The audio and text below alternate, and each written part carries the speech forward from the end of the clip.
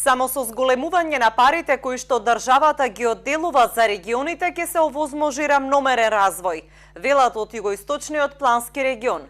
Без сериозни средства кои би се слеале нема да запре миграцијата од село во град и од помалите во поголемите градови, оценува Ѓуркова.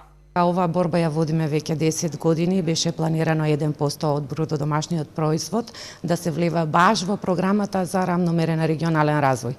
Централната власт се уште тврди дека тие пари се дават, меѓутоа се дават многу централизирано. Не се дават директно на регионите и на општините.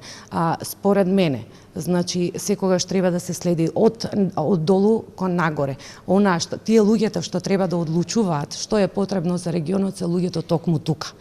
Од Министерството за локална самоуправа велат дека иако планските региони се формирани веќе 10 години, сепак разликите меѓу регионите, но и меѓу урбаните и руралните средини само се продлабочуваат. Во мандатот на оваа влада средствата за поттикнување на рамномерен развој се зголемуваат секоја година. Во 2019 година овие средства се зголемени во однос на буџетската 2017 година скоро двојно и изнесуваат околу 423 милиони, односно околу 7 милиони евра. Денеска во Струмица се одржува меѓународна конференција за рамномерен регионален развој, на која се разгледуваа можностите, но и искуствата кои ги применува соседна Бугарија во своите региони.